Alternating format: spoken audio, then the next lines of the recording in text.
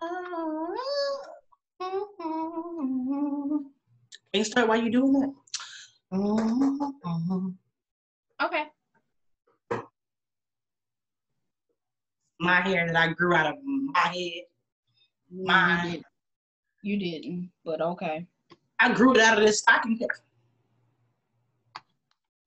I never known nothing to group out of no stocking cap. Ooh, girl, we almost at 200,000 deaths. I was watching for the first time in like a couple.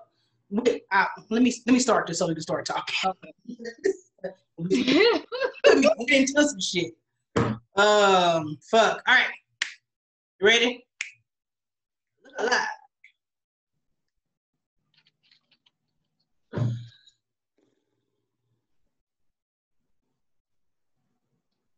Oh, it's me.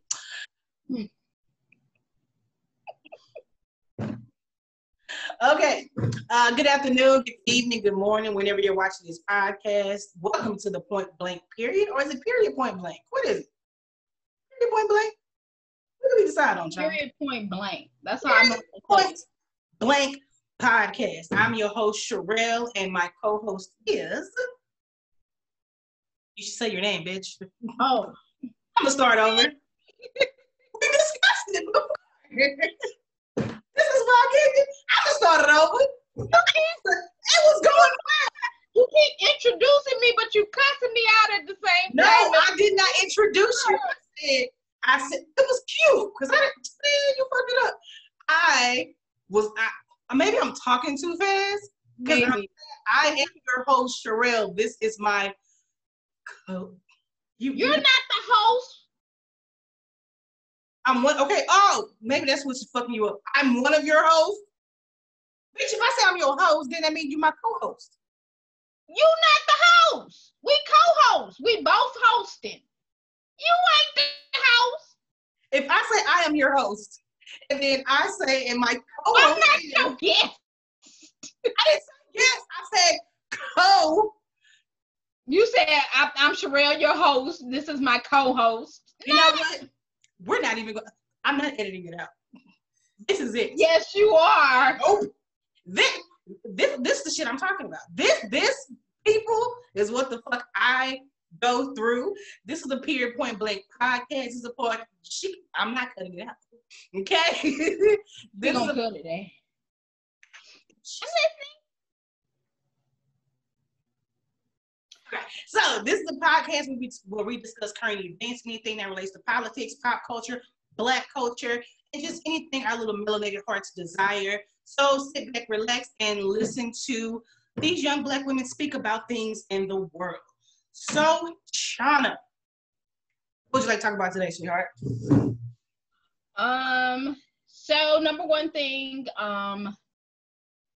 Ruth Bader Ginsburg passing. Yes. A lot of people, even today, like a couple of people, because they know I'm kind of, into politics or whatever, or concerned about it. I'm not into it, but they were asking me, about her death and why is it stirring up such a big thing? Mm-hmm. And so I really, because you and I were on the phone together when we found this information out. Yep. And we had been talking about this all year, just hoping that we knew she had some health concerns and things like that, but we were just hoping she could hold on. Yes, But she's been, she has transitioned, and here we are before the election. The apocalypse has happened. We are losing soldiers in the war. It's The Walking Dead, motherfucker. I mean, I look, it's just like we're losing, people that are very significant in our struggles. You had John Lewis that passed this year. Just a lot of people that are significant in trying to advance a better stream of life for Americans. Yes. I'm not gonna say it's for the Black culture. I'm not gonna. They're fighting for everybody to absolutely have what they should have. So I just really wanted you to go because you're more versed in this. The significance of Ruth Bader Ginsburg's passing, like kind of break it down for everybody to kind of really know, you know. So just a little history lesson. Listen, I'm not giving a history lesson, but what I will say is, don't know, so we got to give some feedback. We got to give some background. What I will say is,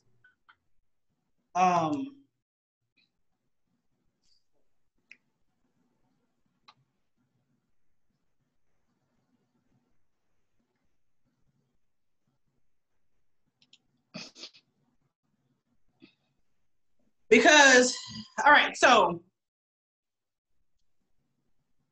this is some bullshit. Like, it's, first of all, rest in peace to Ruth Bader Ginsburg. Rest in peace to her. My condolences are with her family. I understand, aside from what's happening politically, and I'll say what's happening politically momentarily, but aside from that, this was a wife, this was a mother, this is a grandmother, you know, a sister, mother, friend. Like, she was so many things to her family and her friends. So, and it kind of sucks because we can't even celebrate this woman who, bro, like, she, if you just do a brief reading of her story, it's so interesting. Like, she was a woman. This is like in the 50s and 60s when she's coming up. And, you know, she went to law school. She went to Harvard Law. She tried to get into like certain circuits, and she couldn't because she was a woman, because we in stupid ass America who wasn't really fucking with women until like the 70s, 80s. And, you know, she just went through so much. And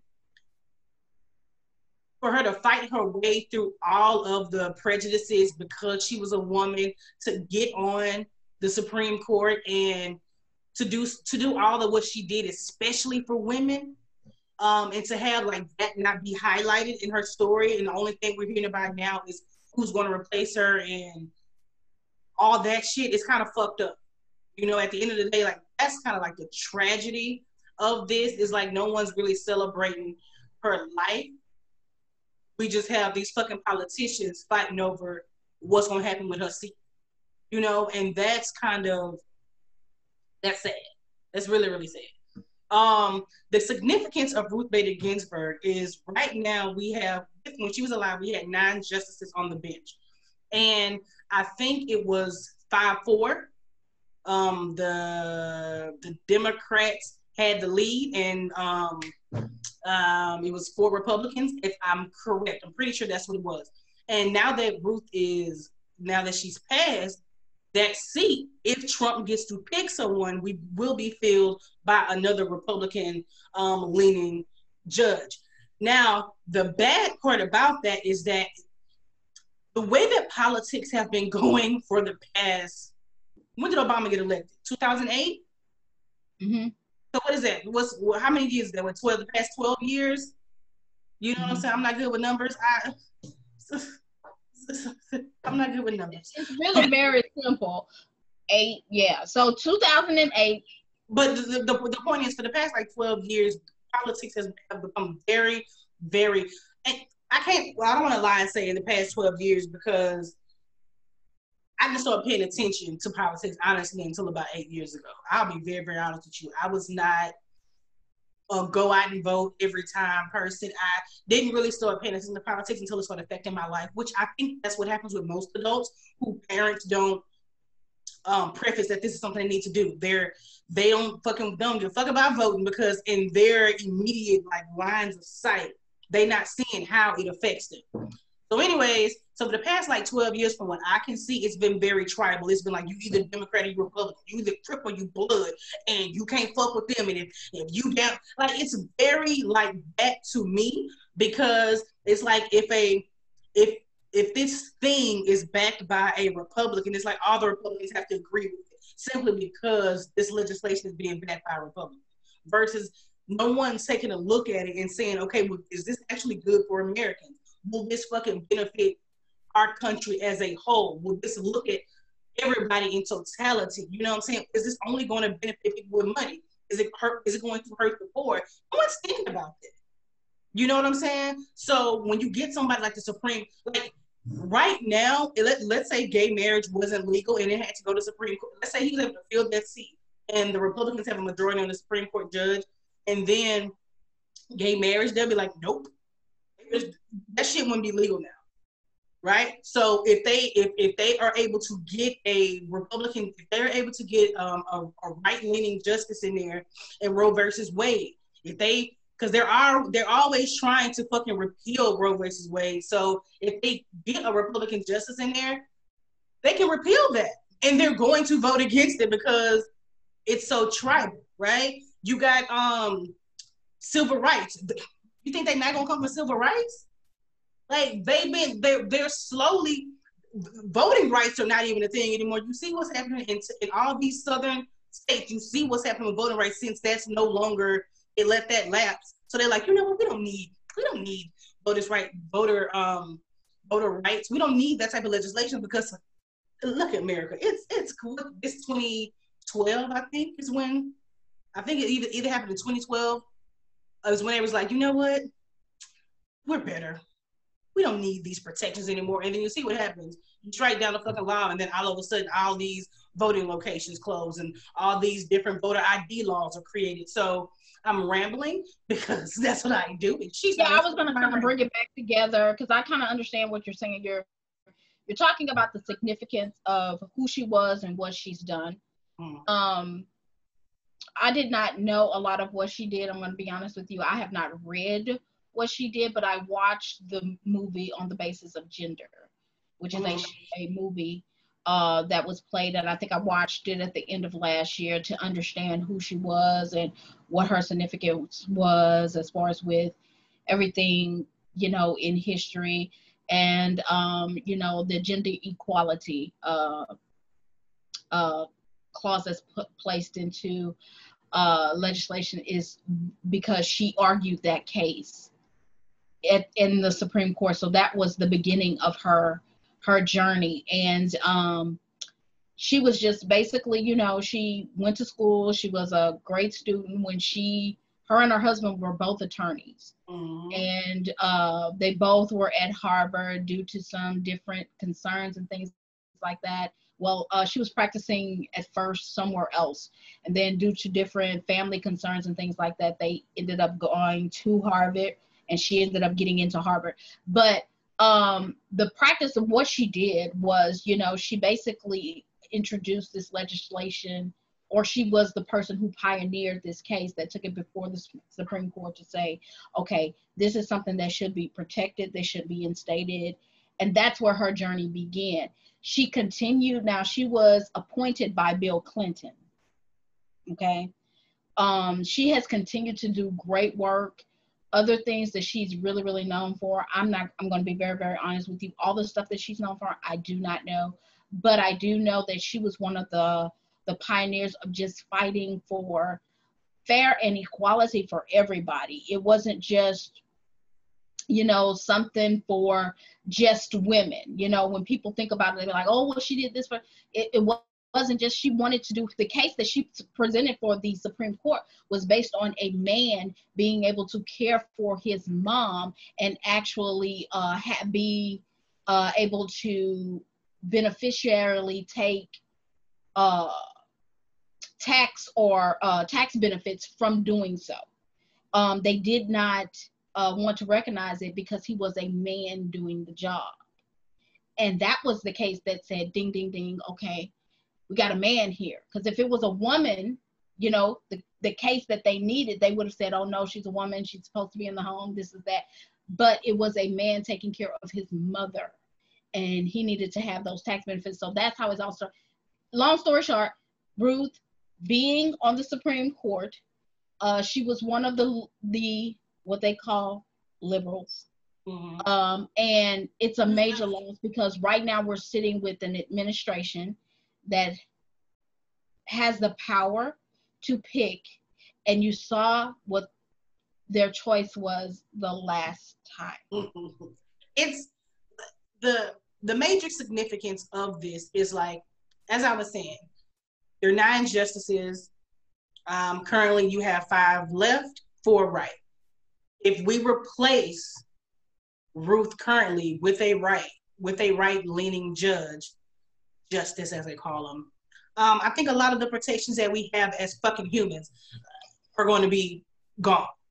And what's happening right now, the reason why it's such a big deal is because if you all remember, in 2016, when Obama wanted to push Merrick Garland through, Mitch McConnell, with his bitch ass, held up that vote. He was like, you know what? It's not fair. He's not, there's no way that he can win. You know what I'm saying? Obama's out. So he should not get to choose who's going to be the next Supreme Court. Like, this administration shouldn't be able to choose it because he's on his way out. He can't be reelected. You know what I'm saying? Like, he shouldn't be able to choose. The American people should be able to vote who's the next president, and then that president should get to choose. But of course, that's because of it was too. It doesn't. But even changed around. Now, of course, now it'll be changed around. But I do want to mention this point while you're speaking that. The case in point of is this. I think right now, the numbers that I saw was like, the Senate has the majority. It's like what, 53? I don't know, 47. No, they got the majority. Yeah, they got the majority. It's like 53-47. But even if they were able to flip, let's say, about 4 people to actually vote no against it, that would be a tie.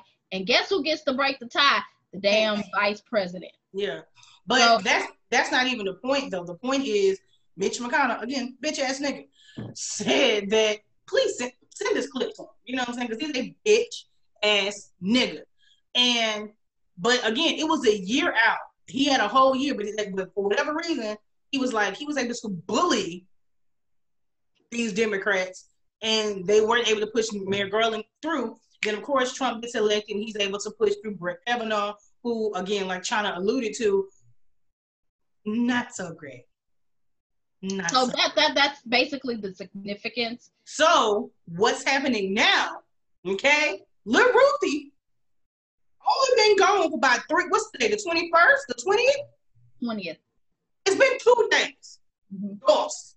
Okay, and Mitch McConnell himself is like, no, we have to replace her as soon as possible. We got to replace her ASAP. Mind you, the election is less than 2 months away. What are we, like 6 months? We vote on November 3rd. So what do we got, 6 months out? 6 weeks? We're approximately 6 weeks from voting for our next president. And the way Trump is handling corona fucking virus, okay, he more than likely ain't gonna be picked. And they should, so in my opinion, the Democrats should do the same thing that Mitch McConnell did, is figure out a way to block this. And first of all, they should mention it. Because at the end of the day, they don't have that much power because Democrats only have a majority in the House, not the Senate, and the Senate is who actually votes in the Supreme Court. Like they vote in any of the nominees. The House doesn't have any say-so in that. But these Democrats need to be on every cable news station screaming about the hypocrisy. If he was able to stop Merrick Garland from voting on Merrick Garland, then there should not be a vote for a new justice until after the election. If Trump wins, do what y'all do. It's gonna suck. But if he wins, then you do that. Don't be an asshole in less than 6 weeks, be able to slide somebody else on that damn Supreme Court, and then here we are with a Biden Harris fucking what you call it? Ticket? No, president, whatever. We got administration. We got a Biden Harris administration, and they didn't get the pick. That's not fair. The way he set the rules up 4 years ago, we need to stick to that. And the neck roll is on purpose. Okay, so that was the significance of Ruth. This is the other thing that I'm going to mention every time we mention anything political. Because I just in my mind, I'm thinking, people are going to get out there and vote and stuff. I have come up with a total of 10 people that I know now that are not registered to vote. You have until October the 5th to get out there and register to vote. I understand, and don't give me this because somebody told me this not even 2 days ago. Actually, not somebody, 4 people told me. They said, I don't see what the point is. I said, if people use millions of dollars to block your vote, that's the point. It must mean something. Get out there and vote. It does not matter to me. I feel like this. A lot of what's going on is because a lot of people are not educating themselves, and they don't think that the politics really directly, affect them. But when you have things like the coronavirus that is happening right now, and we are up to 198,000 people, lives that have been lost, this could have been avoided. The current administration admitted that they played down the pandemic from the beginning because they didn't want to ensue panic. But here we are, 198,000 people. I believe we are at over unemployment. I know unemployment is over 20 million people out of a job right now. I think it's way more than that. But I'm saying all of this to say it matters. Vote. It matters. Early voting is going to start here soon in Texas. I read an article today where in Virginia, Trump supporters were out there blocking or hindering people from doing early vote. That is illegal. You're not supposed to even be doing that around, polls and things like that. So, but it's happening. You have to understand if it means something. Listen. For you. Please get out there and vote. Listen to China. I'm sorry? Listen to China. Okay? Seriously, go vote, bro. The quote she was trying to say is a lot of people sit up here and say, oh, my vote doesn't matter. And if your vote didn't matter, they wouldn't be trying so hard to stop you from voting. Correct. Period. If your vote didn't matter, bro, it wouldn't be so much voter suppression going on. Bruh, it's not going to hurt. At the end of the day, it's not going to hurt you. You fucking going to the club in your mask. You motherfucking be going to Walmart in your mask. You going, bro, you can register to vote online. Come on. You can literally register to vote online. Just Google it, how to register. It'll pop up. The .gov site, you choose your state, it'll literally walk you through the step. Bro, go ahead and vote. And then once early voting opens in your state, then go early. I do not plan on voting on November 3rd. As soon as early voting opens, I'm gonna be my ass in one of those goddamn, the church, wherever they have these goddamn voting, I'm gonna be up in there with my gloves because you know what I'm saying, germs nasty.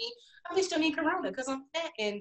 But I think in Texas, right before Corona started, you had to go and vote here in Texas for some things here. So you have to, you can't early vote. They only let you absentee ballot in Texas if you not gonna be in your your zip code on the day. So basically, correct. Coronavirus is not an excuse to not vote in Texas. Correct. If you live in a state that's not going to allow absentee ballot voting for this presidential election, I don't care. Get up and get out there and vote. Vote. And I would say as soon as early voting starts, that's when you vote. It's less people. It's a little safer. Take your mask, take you some gloves, go vote. And if you know somebody that's not registered or whatever the case may be, please just say, hey, look, if you don't know how to register, let me show you how to do this, or you guys Google it together and go online. Because I'm finding there's a lot of people, it's about 15 million people that are new to being able to vote this year. 50 million people. I read that yesterday. 50? 15. Oh, that's it? Look. 15 million is better than 4. No, I'm just saying, I would have thought it was more kids than that. Well, other than that, people are choosing to have kids a little bit later now. They're not, doing it at, younger ages. So, yeah, that's about how many people have turned 18. But I know in my family, A few people have turned 18, and I saw, everybody was, doing the, graduation and everything this year. I'd like to see some videos of somebody going to register to vote. That'd be a trend that I'd like to go see happen. Right. I mean, well, it's late, but hey. Here's the thing. I'm sorry, go ahead. No, it just needs to be done. I feel like I was remiss thinking that certain people were, because I literally counted 10 people this week that I know that are not registered to vote and do not vote. I think when you come across those people, in my opinion, it's your duty to just educate them. Listen, my friends, my family, my fucking circle knows when it comes down to politics, I'm gonna talk shit about you. Because it doesn't take time. It's like we go do all of these things that takes time and it doesn't give us any benefit, right? Like you going to the club, there's no reward from that. You spending money to get up in there, and you just left. Your bank account is less, and you ain't pulling nobody that night. Like, bro, you went to the club for nothing. You know what I'm saying? Versus you want to go vote. I understand the immediacy isn't going to be there because, of course, especially Black people, y'all get on my nerve because y'all like, well, ain't nothing going to change for us. Bro, do you not understand we're going through a pandemic right now that is hitting our communities the hardest? And that the whole pandemic itself would have been lesser it wouldn't have been as bad in the United States had we had a president in that office who would take things serious, who wouldn't dismantle departments that was made for that. Me and China actually recorded a podcast like a month ago, and we brought this up saying that Donald Trump actually dismantled the pandemic department. Like he literally pulled funding from that department because he was like, oh shit, we ain't using it. You know what I'm saying? We can put that money somewhere else. So had that department still been in place, who knows how bad coronavirus would have been here. So that means that if it had not gotten too bad because we had a whole department dedicated to pandemics, then it may not have hit us as hard. We may not have all the people out of work. We may not have all these people sick. Like China said, bro, we're damn near 200,000 deaths in America. Like that's crazy. And most of them are people that look like me. That look like her. Like it's in fucking insane. So when we say shit like what is it gonna change, that's one little thing that it can change. That's one little thing. Bro, y'all walking around here fucking back hurting and shit, you don't know Rob can't go to the doctor because you ain't got no health insurance. Let's get somebody in there who's gonna help you get some health insurance. Yeah, like, everything. Like right now, if you don't have health insurance, and let's say all of a sudden you get cancer, there's a such thing as the Affordable Care Act that's in place right now that says, hey, even though I ain't got insurance and I have cancer, I can go get some insurance and you cannot overcharge me and you have to let me in there even with a pre-existing condition. Do you know right now the Trump administration is trying to revoke that bill, which will pull back all the protections. I'm a person that will tell you right now, there are so many flaws with the Affordable Care Act. However, there are provisions in place that help us. So we have to be diligent when we fucking vote, bro. It's not gonna take you no time. Get out there, go vote. Period. Yeah. Done. So, getting that. Go vote. So all right. So we were gonna do something else political, but I feel myself getting really upset. I don't want to go there again, because I'm getting. So let's talk about this. I should start out with the crazy shit. The nigga, politics lasts always. We can't, because Lori Loughlin, she got her sentence, right? So she gets a sentence. So if you don't know, this is Aunt Becky from Full House. Aunt Becky from Everywhere we go, okay, I'm sorry. Yeah.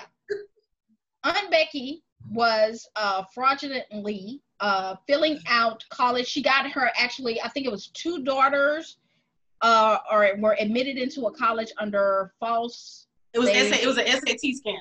Yeah. Was it SAT or was it just like it was an SAT scam? Like the nigga was able. Nah, it was like the nigga was doing like SAT shit. So he was able to get the scam was the SAT shit. So he was able to basically, it was like a whole thing. He was able to get the SAT. Yeah, he was able to get like scholarships. And it was like a package of shit. It was the SAT shit he was able to hook them up with, and he was able to hook them up with like creating like fake sports profiles, like anything to do to make them seem like a better candidate. He was able to do. Yeah. So she was allegedly participated in this scandal, and so her sentence was 2 months in the prison of her choice. Come on, choice. Come on, white privilege. It's white privilege. It's okay. Privilege, white privilege. I don't believe this is fair. White privilege. I'm not going to use that term, but what I will say is this. White privilege, bro. I'm being very, very honest. I'm going to be very, very honest. That punishment does not fit the crime to me.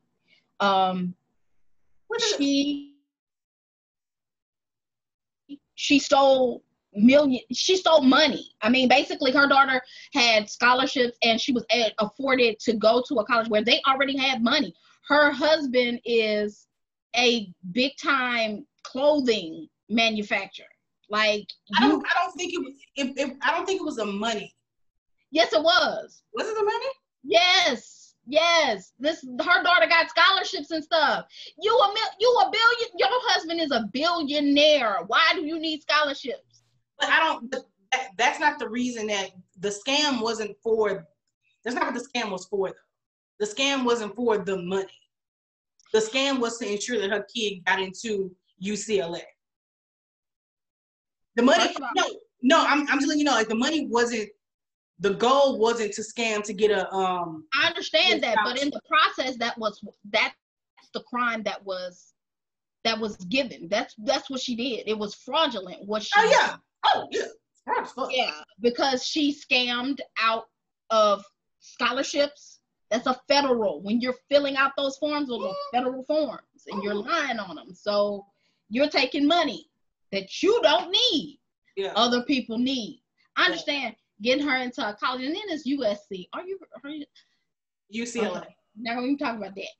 But the fact of the matter is that she did this. I don't think the punishment fit the crime. And at this particular point, to add injury to insult to injury, they let her choose it like it's a hotel. She's flicking through I like. Oh, this one has nice tennis courts. What the? She's like, you know what? I want to. Oh, now that's a. I don't like the bars on that one. No, I don't.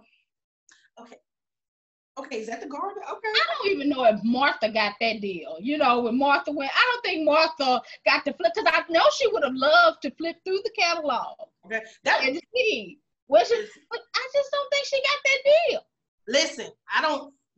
Listen, as far as the punishment fitting the crime, as far as like the amount of time that she has to spend, being very, very honest with you, I never looked too deep into this case because I don't care about, I don't give a fuck. Like this is not something that affects me, my life. I just celebrities. When it's some certain shit, some celebrities, I just be like, okay, they scamming, whatever. So I can't say that punishment didn't fit the crime. What I can say is the bullshit is that she gets to pick where she actually gets to sit out her 2 months. That's the bullshit. That's the slap in the face. That is the privilege. That is white privilege. That is wealth privilege. That is bullshit. And that's the type of shit that Black people be talking about. It's like, bro. I'm not going to say that it's necessarily white privilege. I will say that it's wealth privilege. I, Sherelle, believe that it's both.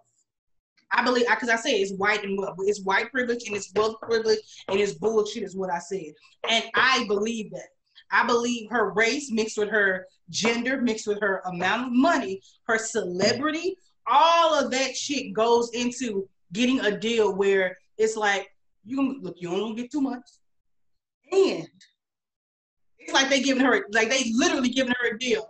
You know, you about to buy a car, they're like, look, we're gonna knock off $1,000 sticker price, and we're gonna throw in, you know what I'm saying, Bluetooth, surround sound, leather seats, and we got you on this tent. They were basically like, look, we're gonna give you 2 years. What's so stupid about it? This is the problem that I have. That's how they sold it to her. Like this is so dumb. To me, this is just like, it doesn't even make any sense. It does. You paid over $500,000 in bribe money to get your child in when you could have just paid for your child education, period, anywhere. Well, no, not necessarily. I understand with the SAT stuff, you know, don't get me wrong. I've taken the SAT, I've taken the ACT. You know what I'm saying?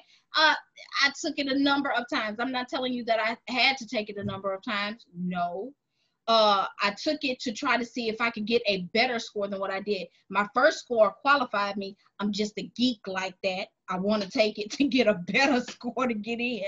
But anyway, the case in point, the fact of them doing all of this, it was just a dumb, asinine thing to do, I believe. And then for them to be treated like, oh, okay, smack on the wrist, and, you know, the place of your choosing. When you have people out here who are getting into these institutions, not cheating, not bribing, not doing anything underhanded. They're actually putting in the hard work, doing what they need to do to qualify to get into these schools. They're applying, and they're doing it a just way. They're put on a waiting list, or they're told no because you got in and you fraudulently did so because you know, the means of just greed. That's why I'm saying the whole premise of it was just to be greedy for no apparent reason. And then the whole cherry on top of it is the young lady that all of this is about.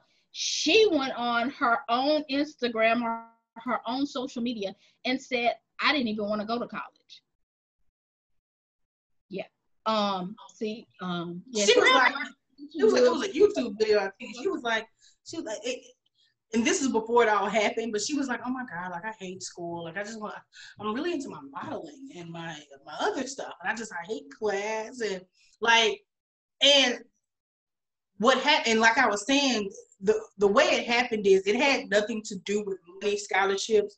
That wasn't the reason why these celebrities did it. It was to ensure their kids got into a good school, right? So if you have a child and you want your child to go to college, and you know your child ain't got the grades to get into a UCLA, you're like, well, shit, what the fuck? Senior now, what am I gonna do to make sure that your dumb ass gets into UCLA? Okay, cool. I got this friend. She told me if I just pay this money to this dude, he gonna be able to get you in there. So then when you have the means to do this shit, then you start skimming and scamming, and you do what you do, your baby in school, and you ain't thinking nothing of it. So not that I'm saying that she's not in the wrong about it. I'm just saying it had nothing to do with money. This lady just wanted her baby to go to UCLA. The whole time, this bitch don't even want to fucking go. And that goes into a deeper conversation about we have to stop pressuring our children to live out our dreams. Like that, all she had to do is ask that little girl, do you even want to go to school? Is this? I'm pretty sure she told her she didn't want to go, and her mom was just like, okay, well, this is what you gonna do. But that's my point. Like, my point is, why not just talk? Do you want it on when your kids say no? Just be like, well, why? If they are able to give you an articulate reason as to why, take that. And if she really don't want to go, why the fuck are you skimming and scamming to get her into a school?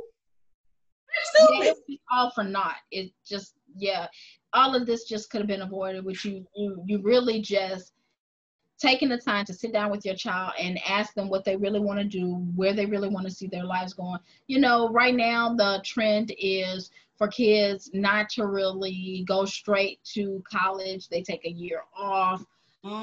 You know, and try to really figure out what they want to do, because everybody doesn't want to spend, I mean, you know, getting an education nowadays, I mean, you're talking a lot of money, you know, could be at least, you know, most definitely $30,000, you know, a semester, a year, you know, or a year or a semester. Yeah, it's one of these major colleges, you know, and that's a lot of money times, you know, you're talking about a semester, you know, and that's a lot. That's a lot. And a lot of people just don't want to waste the time. They don't want to waste the money. And a lot of kids have really thought about what they want to do in their future, and college is just not an opportunity. So sitting down, parents just sitting down and having a real conversation with your kids and really try to find out what they want to do. And everybody does not know at the age of 17 and 18 what the hell they want to do. That's why I think the gap year is so dope. If I honestly wish my mama had, because I was raised by a single parent, and I wish that she had the money to be able to be like, hey, Shrek, here go X amount of dollars. Don't even worry, but don't worry about nothing. Don't worry, because I started working. You know what I'm saying? I'm like, ooh, I gotta get this money. That's what I'm about. So if she was able to just support me financially and just be like, bro, here go this money for this year. Go be great. Here go, let's say, I don't know how much money they get kids when they say go take a year off or whatever. But you know what I'm saying? Go take a year off, figure out what the fuck you want to do. And in that year, you figure out, well, damn, I do want to go to school. Oh, shit, I love surfing. I'm going to make surf videos or whatever the fuck you going to do. Mm-hmm. You know what I'm saying? Like, I was watching another podcast, and they were talking about the guy who invented the GoPro. And they were saying the way he got it is, like, he didn't know what he wanted to do in life. So his parents, like, just funded a year trip. They was like, look, here go, let's say they gave him $100K. Here go this $100K. Go live your life for a year. Figure out what the fuck you want to do, and then, you know what I'm saying, we'll think about it. And he was out there surfing in Maui or Hawaii or wherever the fuck he was at, and he was like, damn, I would love to like have these, I would love to capture me inside the wave. You know what I'm saying? He was like, if I can just have a camera right here, I could show me inside the wave. And that's how the GoPro was invented. He's really started trying to find a way to waterproof a camera, heat it here, and from that little thing, bam, it's $1 billion freaking company now. You know what I'm saying? For something, see, and that ties all the way back into what's the word? Privilege. Because his family was able to fund him to go just explore himself, so an idea came out of it. And that just leads back into the white privilege, because Black people typically don't make the type of money to be able to do that for their children. To just say, you know what? Go find yourself. You know what I'm saying? Well, you know what? And again, we always kind of vary on how we look at things. I'm not going to necessarily say that it's white privilege. Again, the reason why is because to say what's white privilege? Me and you, we kind of grew up the same way. So when you say, you don't want to say what's white privilege. I don't want to say that, you know, the fact that, because right now it's changed. But what's specifically that I'm talking about? Parents, you know, they have, I mean, people are making more money now. So they do have the means to actually, you know, allow a child to see what they want to do, you know. And now? Now, but even back then, like, okay, one of the things that I had a privilege of doing, which I regret to this day, is not going to learn abroad. You know what I'm saying? And I had that opportunity to do that. There are opportunities out there. You had that opportunity, China. Huh? How did you have that opportunity? How did I? Yeah. The high school that I worked. Well, a lot of high schools and things like that have study abroad programs. Some of them. Huh? Some of them. My high school ain't had it. Some of them do. So, yeah, some of them do. So that's what I'm saying. We don't know the situation and the circumstances, but there are a lot of opportunities out there. Even if it's not in your school, it's in the community. If it's not in the community, that's not what I'm talking about, though. This is what I'm telling you. I'm like, I don't want to say that it's just a privilege. It's just about knowing if there's opportunities out there and getting that information out there. I don't want to generalize it to that. Yes, some parents do have enough money to say, well, here, kids, go ahead and do this and do that and do this or whatever. I came from a family that most of my family, they worked at good plant jobs in the South. You know what I'm saying? And when I'm talking about good jobs, I'm talking about jobs that's making a lot of money, but they did not take advantage of their benefits for their child to be able to do that. Signing up for the 429 college bracket, college savings benefit. Why do you think that is, China? Huh? Why do you think they weren't taking advantage of those benefits? they didn't, to me, lack of knowledge of knowing what it means. Why do you think they ain't know what it means, China? What you mean? Why you think they ain't know what it means? Yeah, they weren't signing up because they didn't understand the benefits or the value of these programs. Why do you think they didn't understand the benefits and the value of these programs? Honestly, maybe not seeking out the knowledge. Because you can't say the knowledge wasn't there. No, but my point is,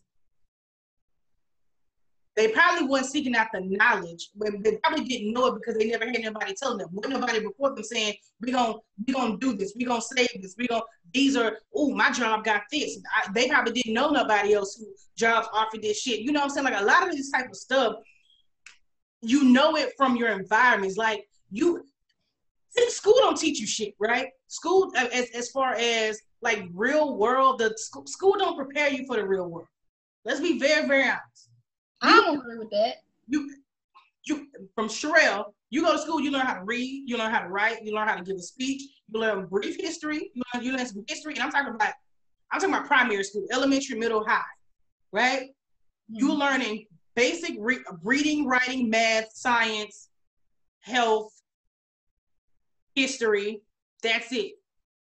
Ain't no one's talking about taxes, no one's talking about saving, nobody's talking about bill payments, nobody's talking about credit, nobody's talking about, did I say savings, investments? These things are not being taught in school. So if you are not learning them in school, how else you gonna learn it? Then you get that information from your family, your parents, your grandparents, your sisters, your brothers, your aunties, all these other people. Historically, Black people haven't had that knowledge. So we aren't able to pass that down to our kids. So when you get into a job that's offering, you know what I'm saying, okay, shit, we're going to match, let's say we're going to match 7% of your 401k, or you can just do 2%. If you don't understand the value of a fucking 401k, then you're going to be like, nah, I'm going to just do the 2-3% cause. But I get what you're saying. Or, you know what I'm saying, or you get this bonus, or your job give you an option. Okay, do you want to take the stock option? Or do you want just this bonus of this 10 grand or whatever? And then you be like, get my money, homeboy, because you don't understand the value of a stock. So that's my point when it comes into privilege. That privilege, because you had a privilege of knowing of your parents and your grandparents being, you've been around this shit, just speaking about it. So you know, oh shit, stocks. And you start to pick up on this language. So when you get older, you start recognizing certain shit, you can adhere to it. That's my point. And let's be honest, privilege, at the end of the day, I don't think white privilege is something it's not this, it ain't bad. Like, white people got to stop fucking being all offended and shit when people talking about you got white privilege. It is what it is. You did nothing for that. It's just some shit. The way America is constructed is why you have it. Like, you don't got to be sad about it. You just got to do things to make sure that Black people are in these conversations and have the same opportunities that you do. So when I say a lot of this shit leads back to privilege, whether it's wealth or race. A lot of it leads back to it. And I agree that a lot of it leads back to privilege, but as far as specifying what type of privilege is more than one other, but you know what I'm saying? I don't know that. I won't make a specificity on which one it is. I know it's privilege out there, but you have to understand, I'm this type of person that no, I was not, my mom and dad and even my grandmother and my grandfather, because that's basically who raised me, aunts and uncles and things like that. Nobody sat me down and said, here's the conversation about how you open up a bank account, how you do this, how you do that.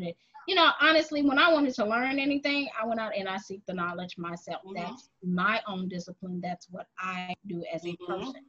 I feel like if the knowledge is out there, you should be able to sit there and read. When I talk about things about, you know, taking advantage of your benefits package and things like that, you know, every October, they do what? They hand you your benefits package. Mm-hmm.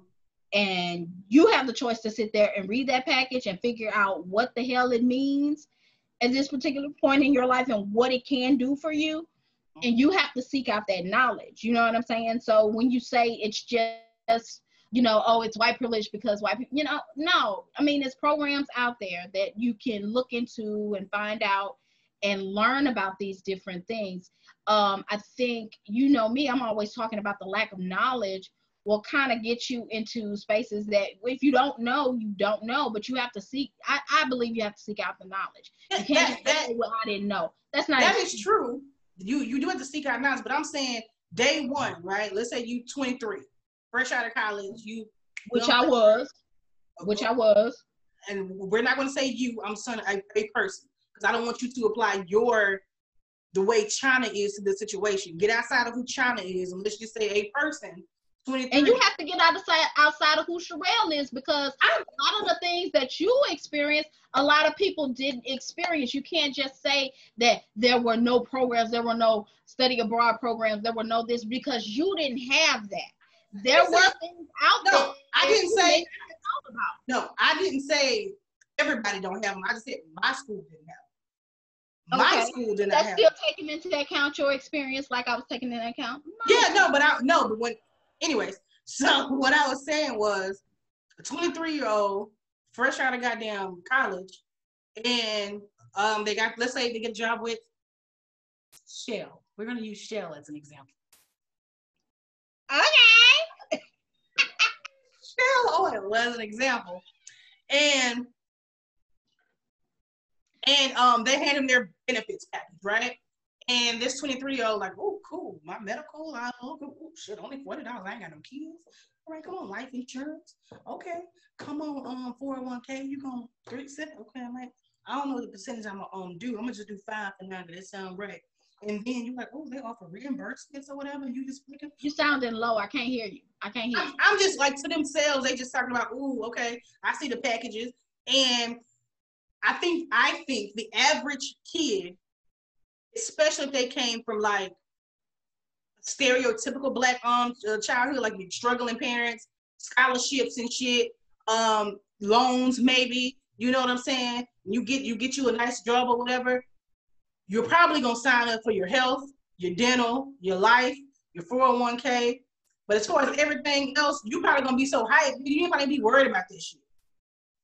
I don't think that they just immediately worried about it, or maybe that shit don't even. Maybe all the benefits of the benefits available don't even apply to them. Maybe it only applies to if you have a family. So maybe 3 years from now, right, when they start having kids and shit, maybe they not looking because, or maybe they see a word or something that they just don't know exists. So all I'm saying is about just taking it back to what you're saying about your family and how they weren't, how certain programs of their jobs had for them and they just didn't adhere to them. They was like, I ain't. Maybe they just didn't have the knowledge to know, okay, I need to do this, right? Or maybe so stuck in their mind was, shit, we ain't go to college, so if she want to go, shit, she got to figure out a way.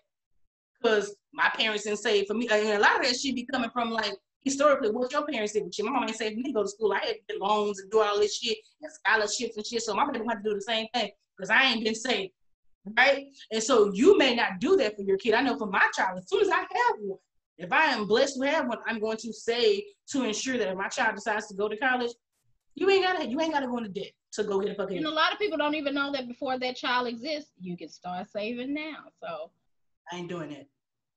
I ain't saving for an imaginary baby. Even though you're not doing it, it's an opportunity. That's understandable. But all of what I'm saying doesn't fucking matter. But the point is, nigga, privileges exist, and I think that we, and when I say we, I mean like the majority of Black people. I really think our generation, bro, is really, we're going to be the ones to break a lot of these bullshit as just the lack of knowledge, right? I think the lack of knowledge, the lack of just all the bullshit, getting the typical shit, getting cell phones in your kid's name, and you know what I'm saying, not saving and not investing, and just getting a job. You know what I'm saying? Like, ooh, I'm gonna go to school, I'm gonna give me a good job, I'm gonna get me a house, and I'm gonna retire at 60 or 70.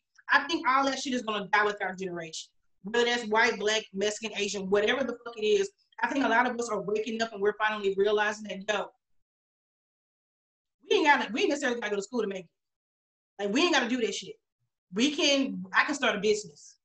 Okay? I can, you know what I'm saying? I can research, I can actually start investing. I can just start investing. I can just buy some shit from the dollar store and flip that shit. I can start a lawn service. What was I telling you offline? I think I just found a Black owned beauty supply the next exit from my house. You know what I'm saying? So I think, and it was a lot of young Black females in there. Can't wait to go back up there and be like, bro, who owns this? Is it Akeisha? Because if it is, like, I'm gonna be up in here. So I think that's where we're going, but I think that's starting with us. These people that was born in like the 70s, 80s, but like the majority of people are actually just in the know of what the fuck is going on, and they're starting to be like, bro, you're not about to work me for fucking 50 years and give me some little bullshit ass pension. You know what I'm saying? Like, we're like, no, we know better now. Because it's definitely we're exposed. Yeah, it's like that knowledge you're talking about. I just seek that knowledge just because it was there. It was available for you. You grew up in an age where you can. It was like you grew up watching fucking. I don't know if you watch it. You weird, but like you grew up watching shit like Different Worlds, so you was able to see like, oh, look at these Black people all up in college and shit, having fun, and they talking about fucking scholarships, and they talking about loans, and they talking about 401ks, and you got shows like goddamn Living Single where you see these Black women. She owns a magazine. She's a fucking lawyer. She's an actress. She's a she works on a show as a goddamn stylist. You're just seeing all these different things. You like, nigga, I don't gotta go work in the bank. That ain't what I gotta do. You know, well, and that is true. Because like people, you know, they explore different things. One of the ways I'm telling you, I don't know how we got here. Go ahead. We just got here talking about, you know, how things need to change as far as education and, you know, parents paying attention to kids and whether they want to go to, you know, school and stuff and figure it out. But anyway, I was just saying that, you know, things like that, watching television shows like that, that was an influence to me.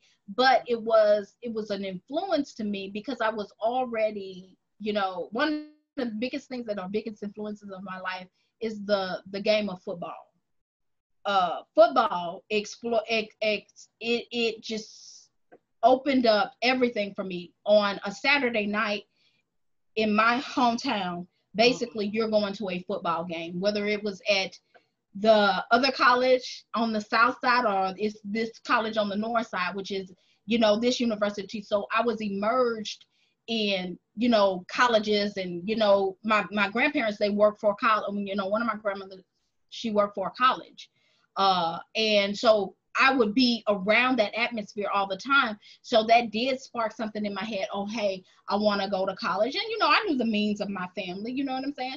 So, you know, I did pay attention to that, but we got off of track. But what we were saying basically is that, basically what we were saying is that all of the situation of what Lori and her family is going through probably could have been prevented had she sat down and had an actual conversation with her daughter and really listened to her child to see what she needed, what she wanted, if this was a path that she needed to go on before instituting fraudulent charges to get her into a university that this young lady you better bring it back, child.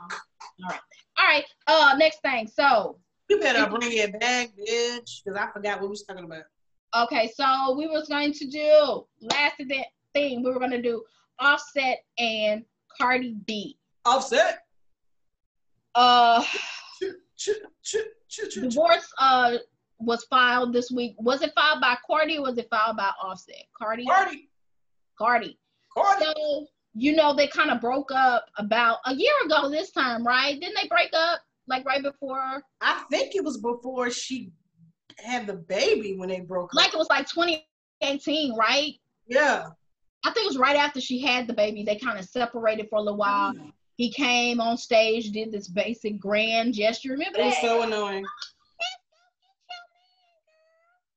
Well, she went and got him, and now she's trying to get rid of him. So that's what we get.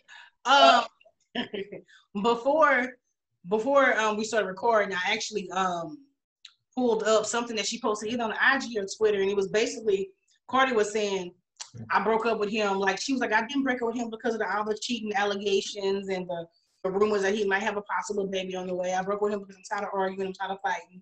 I'm just tired. It's basically, she was saying it's too much work, not enough reward. Fuck that nigga. But what I think, and this is just what I think, bruh, that nigga probably do got a baby on the way. Or she caught that nigga cheating again, And it's probably something that didn't even hit the blogs because I don't think there was a recent scandal, like I think in the last like month or so, of him cheating. But I think that she probably like on some back end shit. She probably knows. You know how you know your nigga. You find something in your nigga phone or something, and you find out. The whole world don't know. You know what I'm saying? But you know that nigga cheating. So it was something like, you know, I'm so sick of this shit. I'm tired. I'm done. You know what I'm saying? And then on top of all that, it wasn't something I thought was gonna work in the first fucking place. Like, girl, he cheated a lot. A lot. He's reckless with his penis. Like, who's shocked? Are we shocked, Shana? Are you judging Offset? Yes. That's funny. You know what? I thought you was gonna say something totally different. This is a shocker for me. This is the thing. So you played that bite for me right before we started this podcast, and you played the fact that she said that they're constantly arguing, and it's just too much. You know what? Marriage is about arguments and things of the sort. You know what you're arguing about. That could be the biggest difference. You know, to me, and this is just my opinion. I don't know you, Cardi. Me and you have never had a conversation before. I know you, girl. In my head, I like it. I like she said, because she did state that it's not because of the cheating, it's not because of the rumors of him having an outside baby. I think that in her mind, she probably was like, okay, he gonna cheat. You know, I think it was some other arguments that coming into place that she got tired of just having over and over with him. Like, it could have been, okay, well, if you're gonna cheat, make sure you lock it up or wrap it up and do what you need to do, and make sure you keep these young ladies in check. I'm calling them young ladies, but I know Sherelle got another name for them. But anyway, sideline, you know. But I think she knew that all of this was going on, and I think she just wants to, honestly, I really believe she just wants to stop focusing. She just wants to stop having that take her focus from her making her money. Because this young lady, I have to give it to you. I only thought she would have 15 minutes of fame. Me too. But Cardi is doing her thing. Shout out to the Black Queen. She's doing her thing. And I think she just wants to get her. What you call her? The Black Queen. She ain't black. She Black and Latino. Is she? Yeah. That girl ain't black. Afro-Tino. I just saw it the other day. She was something. Black and something. Somebody somewhere. She ain't black at all. Go ahead and finish. I'm a Google what she is. Okay, Google it. Well, shout out to, they got Latina queens too. Yeah, she can be a Latina queen. She's Dominican, which is basically black, but she's Dominican. I ain't gonna say what I want to say. Dominican ain't black people that it ain't never Spanish people. It's black people that speak Spanish. Just what the fuck it is. Nigga, yeah, black, but she's Dominican. Okay, she's Dominican. So how do you Dominican? Okay. But shout out to the queen doing her thing. Barbara's and I think she really wants to focus on that. I think because in the beginning, to me, I think a lot of choices that she was making when she started on Love and Hip Hop, you could tell the way she was talking. She's like, when we beef forever. Well, that's not the same Cardi that you see nowadays. She does try to make amends toward people, and she does try to go in a more positive direction. And you can really see it now that she's turned into a mother. That birthday party that she gave for her daughter was very thoughtful. And I really just think she just wants, because I recall her having an interview and she's speaking about how teachers would tell her that she would not be anything because of the choices that she initially made in her life. But she has grown. She's getting smarter. She's getting into politics. She's speaking to political opponents. She's trying to figure out she's trying to make a difference and a change. And I'm going to always respect that. And I really think that her relationship with her husband and whatever the case that was taking her off the focus of what she really wanted to do with her life became a nuisance. And she said, you know what, let me just cut this short. Let me just cut it out. if he gonna be there for his daughter, he gonna be there for his daughter. But I don't have to put up with the bull crap. And I think that's just where she is. And I think she's a grown woman and she can make that choice. I am putting her and her family in my prayers, because divorce, people take that word lightly. Divorce is something hard to really do. And you have to understand, these people were building their life together. So they have to separate their life. And then they have this child that's in the middle of that. You know, they have to figure out how for both of them to be a part of their lives. You know, Sherelle and I talked about therapy the last time that we had one of these podcasts. And divorce can be a very big thing that drives kids into therapy. So I'm actually praying for them to be able to work this out. And she's saying it. She wants to be friendly about it. She doesn't want it to be a bunch of mess. She doesn't want, you know, people, chicken heads gonna probably come out there. Well, he was with me, and look. I don't want to focus on that. What you want to keep, what you want to do. This is what we're gonna do for our daughter. Let me go ahead and split and do what I got to do, because you know she's young. How old is Cardi? Like 26, 27. Oh yeah, she firm and full of pack. Yeah, she ready to get back on out there and do that thing. Cardi another husband, another 5 years. I don't think she's gonna settle down too soon, but she might. You never know. And stranger things have happened. I honestly, listen, I think Cardi she's 27. And I think listen, she can pull that lie all day and say, I got tired of arguing. Girl, please, you got tired of niggas cheating on you. Like, that shit's frustrating.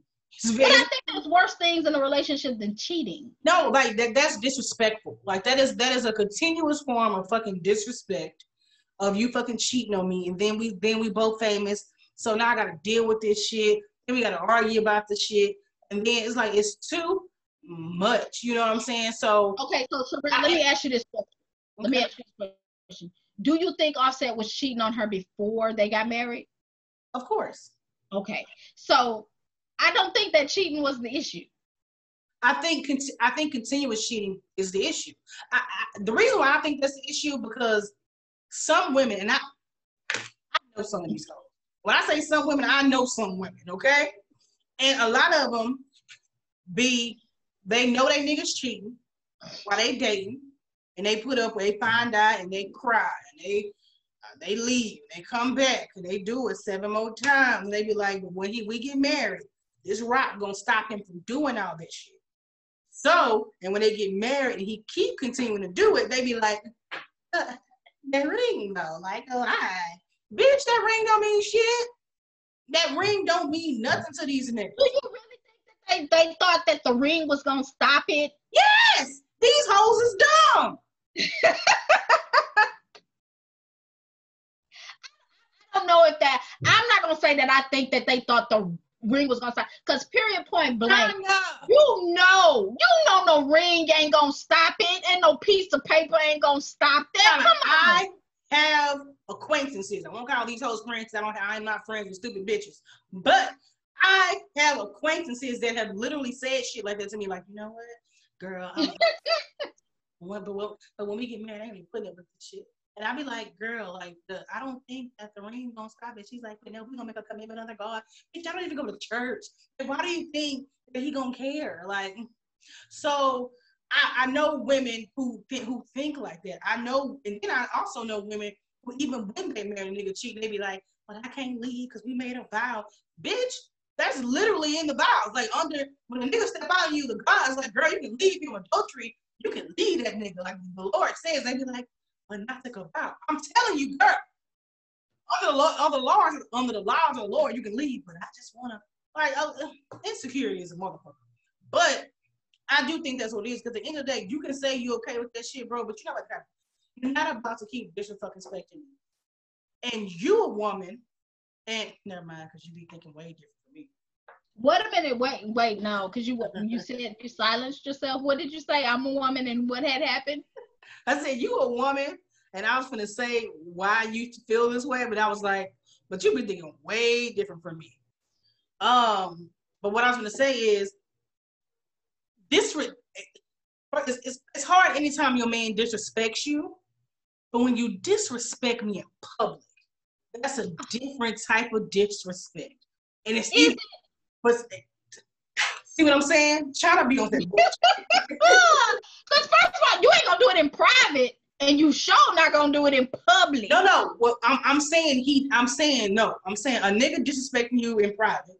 He disrespecting you.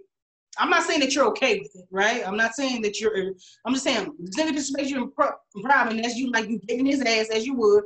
But I'm saying it hits even worse when he do it in public. It's like when other motherfuckers know about the disrespect. It's like, you know what I'm saying? Like, what, really? So I think that goes along. Like, nigga, we famous as fuck out here, and you out here doing this stupid shit. That's why Beyonce's about to leave Jay-Z. Nigga, we famous as fuck. What the fuck is you doing? You know what? I'm gonna be honest with you, because like I told you, I come from that type of family where they're together for years. They're together through, you know, he cut her, she cut him, she burned the house, he burned the house. Yeah, they both got outside kids. I don't know, you know, stuff like that, you know, but they're there they keep them vows for 30 plus years. They do that. Now, this, like you said, this is a new generation that is not really putting up with that, because they don't just settle because, okay, well, we don't have this means, so let's just make whatever we got work. So no, that's not the sentiment nowadays, and especially with Offset and Cardi B having the money that they have. But this is my thing. I don't care if you're in the spotlight or you're not. And I do understand that it may hit a little different, but you have to, I feel like people need to have you need to stand on your, wherever you are, whether it's in public or not. If he cheated on you in private, period, and nobody else found out about it, nip the shit in the bud. If you know the man is a cheater, because we talked about this, if you know you can't trust somebody, you're just going to marry them knowing that you're not going to trust them, and then be like, oh, well, he took all the money. I don't know. This happened all of a sudden. He had showed you before you got married that he couldn't trust you. But like I said, a lot of people think that ring is going to save shit. Some women have the delusion that these vows are really just going to save this relationship. Like, some people have those delusions, bro. So anyway, look, we would never know, aside from what she said. She said she was just tired of fussing and fighting. My whole thing is, what y'all fussing and fighting about, my nigga? You know what I'm saying? Like, bitch, what y'all fussing about? What's going on? Or it could be that Cardi, maybe he was jealous. Maybe he's arguing about that, because Cardi is the bigger star. Cardi bigger than Offset. She has flew right past his ass. Offset as just Offset, not a part of the Amigos, because Amigos is still pretty big. But Offset on his own, girl, nobody care. Like, what song Offset got? You know, I don't know. Bitch, I know. You know, I don't. No. But what I'm saying is, even somebody who just casually is as casual as you are listening to new hip hop, you know Cardi music. You know what I'm saying? You've at least heard a few of her songs. The only song I've heard from fucking Offset was that "You Do Anything for Clout," and that song was stupid until Cardi came on the song, and I was just like, somebody hit list. I'm like, bitch, yes, bitch. But yeah, girl, I'm done. Listen, Cardi, girl, have fun, enjoy your life, live your life. Oh, what I wanted to say about the divorce shit. I'm not praying for no people that's getting divorced. Only because I think that she's choosing to leave him. I actually think it's best, especially when you have kids, to divorce earlier than later. It's like, she's only 2. She's not gonna remember a time when her mama and daddy was together. She ain't gonna remember that shit at all. You know what I'm saying? So it's best that she grow up with them apart versus her being fucking 10 and they decide to be like, you know what? You saying that, yeah, I get what you're saying with that, but you still have to understand that they have to, if Cardi has to do a tour in Europe, and Offset is here in the States and she can't take her, or she needs to be in school and stuff like that, rustling her between the two, that does take a toll on kids. That's what I was saying. That's why I mentioned therapy, because people think that, oh, okay, because you have made these demands on these kids and they're young, that the decisions that you make for them won't affect them in their life. You don't know that. Divorce does affect kids, even though she may be young and she don't remember it. But the fact that if she wants to have like he has other kids, so she got brothers and sisters and stuff that she's probably gotten close to. Now she may not see them as much anymore. So it's factors in that. Why wouldn't she though? Why wouldn't she see them as much? She may not. I mean, her mom and dad were living in the same house together. Those kids will probably come into the house together. Now that's not a situation because they're not going to be in the same house together. You're changing your location. You're changing where they're growing up. You're changing who they're around. All of that stuff is a factor. I'm pretty sure that because they moved to Atlanta, but I know she's from what, New York somewhere? She probably is in New York. And even if she didn't, it's not like Offset has custody of his children. They were only coming to visit. So now, all of a sudden, I don't know how many kids Offset has. Let's say he has 2 kids. And when the 2 kids came to visit, of course, the newest baby was there. What's his name? Culture. But now instead of just having 2 kids come visit him, he'll have all 3 come. Okay, I'm getting these 2. Go on, fly Culture ass in. Now all 3 of them are together. You know what I'm saying? Regardless if they was married or not, if Cardi got to go fucking on tour and overseas and the baby's in school, I'm pretty sure whether they're together or not, they're gonna work out what happens with the kid. You're not gonna pull your kid out of school just because you're going overseas. You don't know. You don't know. That's what I'm saying. You don't know what. You do not know what will end up happening. No, she may, but what I'm saying is she may or may not pull them out of school. But I don't think the marriage, them being together or not, that wouldn't affect that. I'm trying to understand how them being together or separated will affect her affecting how the schooling works when the kid is when she goes or he goes overseas. Well, I mean, I use that as an example. That's what I'm saying. Like when they are that young, the divorce aspect, that doesn't really affect their life because they don't remember it. You don't know what the kids remember. So how can you say that? You don't know that. You don't know what kids remember. She only 2. No. You do not know. They have kids that remember things earlier. Especially if she had happy memories of her mom and dad being together. You don't know that. You don't know that. No, you're not pulling out. China, you don't know what the fuck was going on there too. You don't know. Sherelle, like I said, take yourself, just because you may not have experienced it, you do not know. This is a whole new generation of kids. You don't know. If she was in a loving relationship, like she saw her mom and dad all the time together, kids have mental memories of that, sweetheart. You don't know how that will affect. I'm just saying, I'm not saying that it would specifically do this to her. I'm just saying that divorce does have ramifications. I can understand if she was just straight out the womb.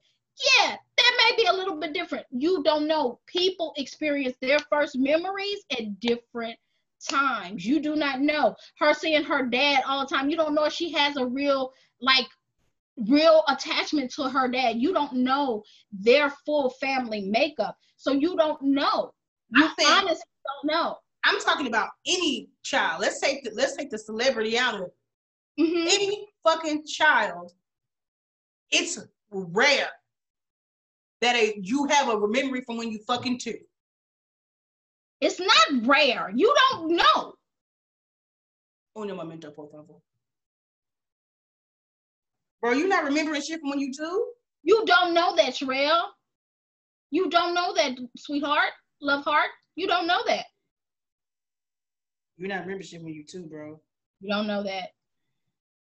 That's all I'm saying. You don't know. You can't just base that on a generality like that. You don't know that. You don't know. Early memories, you are 4. You don't know that. Fucking 4 is when you usually start remembering shit. Don't nobody remember Tyler time. You don't know that, Sherelle. Like I just went somewhere. What happened? Like but Charlie, what I'm trying to say, it's pretty common knowledge that your memories don't go back to when you were a toddler, my nigga. You don't remember at 9 months. You're not remembering at fucking 18 months, 20 months. You're not remembering that shit. I didn't say 9 months. I didn't say it. I didn't say that it's a normality. I'm saying that you don't know that. I do know that it's not common for kids to have memories from two. You did a study? You did one? Do you know for sure? You don't know that. It's common knowledge. It's not common knowledge. Just like, okay. Well, let's agree to disagree. Okay. But it's common knowledge that kids don't state lies as facts. You don't know that. Usually their memories are between the ages of 4 to 7. She does not know that. She doesn't know that. I'm pretty sure. I low-key wish I could call my doctor right now. I want to call my pediatrician. Your doctor ain't the only doctor. Everybody is different, sweetheart. I want to call my pediatrician. How old were you when you had your first memory? I was like 4 or 5. I remember. Okay, you were 4 or 5. I actually remember when I was 2.5, something happening. So 2.5. Yeah. I didn't even know you was 2.5. Because of the year I know it happened. I didn't know what year it was. What are you talking about? How do I know what year it was? Nigga, how you know what year it was? How you know what year you remembered? Okay, so I remember an event that happened. And it happened when I was 2.5 years old. So ask your sister. Well, what's her earliest memory? She already told me. How old is she?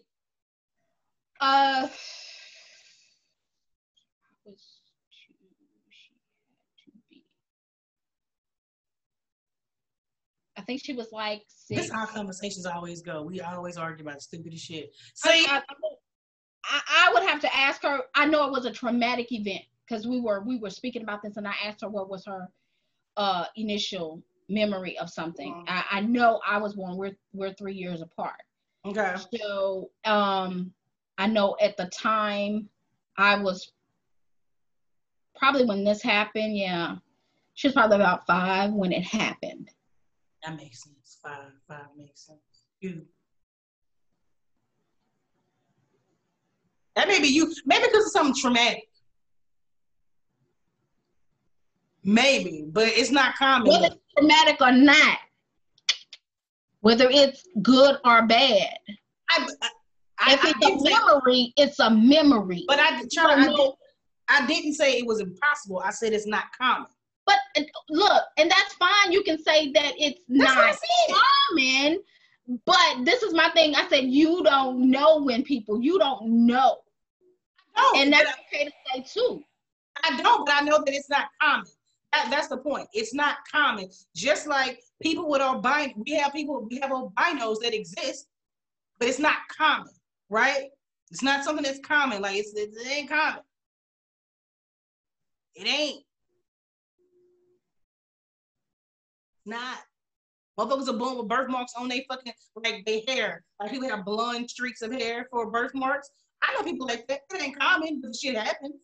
But it ain't common, so it's not like that's all I'm trying to get you to understand, Shauna. You won't just give me. No, you're not trying to get me to understand that. You're just saying everybody should know, and this is common knowledge. That's what you're saying. No, it is common knowledge that. But I'm telling you, I'm like, you don't know for this specific child. So when you don't know anything specific for a specific situation, you can pray in generalities for something to not affect a child. I'm telling you that I know she's a small person, but you don't know what she remembers. You don't know.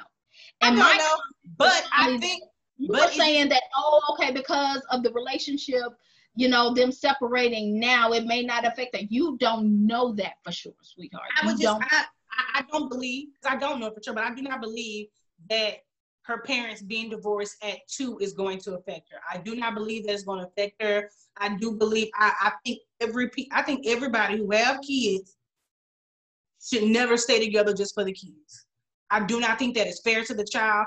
I think because I didn't say when you bring a child up around that fucking type of hostile energy, nigga, fucking kids can feel that shit.